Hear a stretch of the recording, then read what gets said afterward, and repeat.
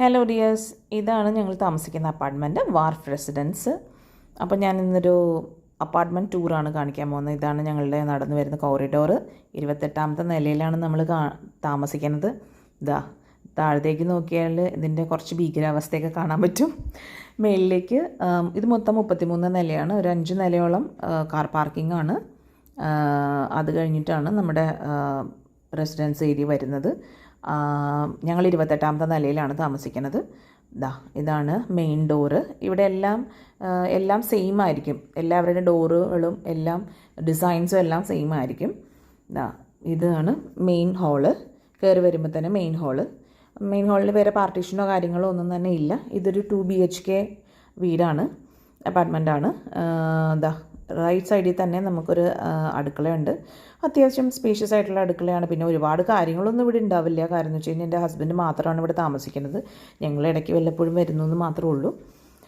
അപ്പോൾ അത്രയ്ക്കത്രയുള്ള കാര്യങ്ങളേ ഉണ്ടാവുള്ളൂ കിച്ചണിലൊക്കെ. പിന്നെ അവിടെ നിന്ന് തന്നെ ഒരു കോമൺ ബാത്റൂമും ഒരു ബെഡ്റൂമും ഉണ്ട്. കോമൺ ബാത്റൂം ഇതാണ് കോമൺ ബാത്റൂം. ഇതിനൊരു പ്രത്യേകതയുണ്ട്. ഈ കോമൺ ബാത്റൂമിൻ്റെ അകത്തുകൂടെ നമുക്ക് പുറത്തേക്ക് ഇറങ്ങാം. ആ ഡോർ കാണുന്നുണ്ടോ? ആ ഡോർ ഇപ്പോൾ തുറക്കാവേ. ആ ഡോറ് തുറന്നു കഴിഞ്ഞാൽ നമ്മൾ കാണുന്നത് ഒരു ചെറിയൊരു ഏരിയ ഉണ്ട്. അവിടെ നിന്ന് നോക്കിയാൽ പുറത്തെ കാഴ്ചകളൊക്കെ കാണാൻ കുറച്ചൊക്കെ. അവിടെ നമ്മൾ വാഷിംഗ് മെഷീൻ വെക്കാനുള്ള സ്പേസ് ഉള്ളതൊക്കെയാണ്. വാഷിംഗ് മെഷീൻ നമുക്കില്ല. ഇപ്പോൾ ലോണ്ട്രിയാണ് ചെയ്യണത്. അപ്പോൾ ലോണ്ട്രിയുടെ കാഴ്ചകളൊക്കെ ഞാൻ കാണിക്കാം പിന്നീട്. അത് കഴിഞ്ഞിട്ട് വരുന്നത് ഒരു ബെഡ്റൂം. ഇവിടെ ഒരു ചെറിയൊരു പ്രെയർ ഏരിയ പോലെ നമ്മൾ സെറ്റ് ചെയ്തേക്കാണ്. പിന്നെ ആർക്കെങ്കിലും അത്യാവശ്യം വരുമ്പോൾ താമസിക്കാനും അത് ഉപയോഗപ്പെടുത്താം. എൻ്റെ ഹസ്ബൻഡിൻ്റെ ഫ്രണ്ടാണ് കൂടുതലും വരാറ് താമസിക്കാനൊക്കെ ആയിട്ട്. പിന്നെ ഇതാണ് മെയിൻ ഹാളെന്ന് ഞാൻ പറഞ്ഞല്ലോ. പാർട്ടീഷനും കാര്യങ്ങളും ഒന്നും തന്നെ ഇല്ല. ഇവിടെ നിന്ന് തന്നെയാണ് ഫുഡ് കഴിക്കുന്നതും എല്ലാം. പിന്നെ ബാൽക്കണി ചെറിയൊരു ഗ്രില്ല് പോലെ ഉണ്ടാവുള്ളൂ. കാര്യം ഉള്ള സ്പേസും കൂടി അവർ മൊത്തത്തിൽ യൂസ് ചെയ്തേക്കുവാണ്. അവിടെ നിന്നുള്ള വ്യൂ ആണ്. ഇതിൻ്റെ നൈറ്റ് വ്യൂ ഞാൻ ഇട്ടിരുന്നു. ഇത് മോർണിംഗ് വ്യൂ ആണ്.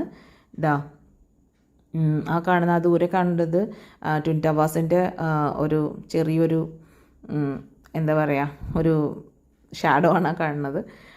അത് കഴിഞ്ഞിട്ട് നമുക്ക് മെയിൻ ബെഡ്റൂമിലേക്ക് പോകാം. മാസ്റ്റർ ബെഡ്റൂം വന്നിട്ട് കുറച്ച് സ്പേഷ്യസ് ആണ്, കുറച്ചധികം സ്പേഷ്യസ് ആണ്.